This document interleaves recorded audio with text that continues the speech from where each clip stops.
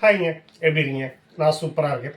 நான் இந்த வீடியோவில் உங்கள் கூட ஷேர் பண்ணக்கூடிய விஷயம் என்னன்னு கேட்டிங்கன்னா, தேமுதிக, டிஎம்கே அலையன்ஸ் பற்றி தான். 2026 தேர்தலில் அவங்க 2 பேரும் கூட்டணி வைக்கிறோம் அப்படின்னு சொல்லியிருக்காங்க.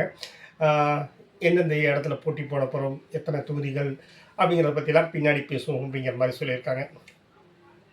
அதை பார்த்த உடனே அதிமுக சைட்லேயும் சரி, பாஜக கூட்டணி சைட்லேயும் சரி நிறைய எதிர்வினைகள் சொல்ல ஆரம்பிச்சிட்டாங்க. இது விஜயகாந்துக்கு நீங்கள் செய்யக்கூடிய மிகப்பெரிய துரோகம் அப்படிங்கிற மாதிரி பேச ஆரம்பிச்சிருக்காங்க. அப்படியா அப்படின்னு கேட்டால் ஆமான்னு தான் சொல்ல தோணும்.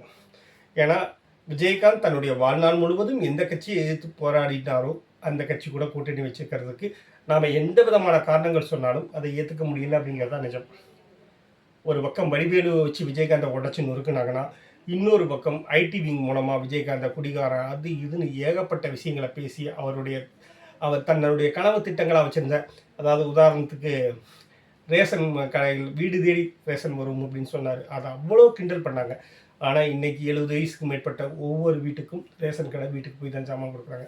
அவருடைய அத்தனை திட்டங்களையும் ட்ரோல் பண்ணி அவரை குடியாரன்னு சொல்லி ஏகப்பட்ட விஷயங்களை பேசி அவருடைய தன்னம்பிக்கையை உடைச்சாங்க.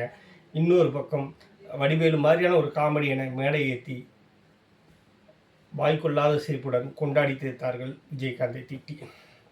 அவங்க கூட தான் கூட்டணி வச்சுருக்காங்க. இதில் என்ன விதமான அரசியல் லாபம் வந்துட போதுங்கிறது தெரியல. காங்கிரஸ் வெளில போயிடுமோ அப்படிங்கிற ஒரு பயத்தில் தேமுதிகவை உள்ளே எடுத்திருக்கலாம். ஒருவேளை காங்கிரஸ் அங்கே இருந்துச்சுன்னா தேமுதிகவுக்கு உரிய மரியாதை கிடைக்குமா, உரிய சீட்டுகள் கிடைக்குமா அப்படின்னு கேட்டால் டவுட்டு தான். எங்களுக்கு பலம் பொருந்திருக்கு அப்படின்னு காங்கிரஸ் டைமுங்க சொல்கிறதுக்கு வாய்ப்புகள் இருக்குது. காங்கிரஸ் வெளியேறினாலும் அதை பற்றின கவலைகள் அவங்களுக்கு தெரியல. ஆனால் தேமுதிக இனிமேல் என்னவாகும்? அவங்களுடைய கட்சியோட நம்பகத்தன்மை அத்தனையுமே உடஞ்சி போகும் இல்லையா? தன்னுடைய கணவரை, தன்னுடைய கட்சி தலைவரை, தன்னுடைய நிறுவன தலைவரை எல்லா வகையிலுமே காயப்படுத்தினாங்க. அவங்க கடைசியாக முதல்வர் ஸ்டாலின் பண்ண ஒரே விஷயம் என்ன கேட்டிங்கன்னா, தேமுதிகவுக்கு அரசு மரியாதையோட அடக்கம் செஞ்சாங்க விஜயகாந்த். அதற்கு எல்லா வகையிலும் தகுதியானவர். இந்தியாவின் முதல் குடிமகன், சிறந்த குடிமகன்கிற அவார்டை வாங்கின ஒத்த நடிகர் விஜயகாந்த் அவர்கள் தான். எனக்காக என் மக்கள் நிற்பாங்க அப்படின்னு நம்பி வந்தவரை நம்ம எல்லாருமே கைவிட்டோம். ஆனால் அவர் நம்பின குடும்பம் அவருடைய கனவுகளையும் அவருடைய எதிரிகளையும் எந்த வகையில் பார்க்குது அப்படிங்கிறது ஒரு மாதிரியாக கஷ்டமாக இருக்குது. அதுக்காக நமக்கு பெருசாக அரசியல் லாபங்களோ அரசியல் கணக்குகளோ நமக்கு தெரியாது. நாம் ஒரு சாமானியராக வெளியிலேருந்து பார்க்கும்போது இதெல்லாம் தப்பாக இருக்குது அப்படின்னு நமக்கு தோணுது. ஐயோ இது வேண்டாமே அப்படின்னு தோணுது. நம்ம டிஎம்கேக்கு பெரிய எதிரியெல்லாம் நம்மெல்லாம் கிடையாது. ரெண்டும் பொருந்தா கூட்டணியாக இருக்குது. அவங்க 2 பேரும் சேர்ந்து எப்படி ஒர்க் பண்ணுவாங்க அப்படிங்கிறதுல இருக்குது.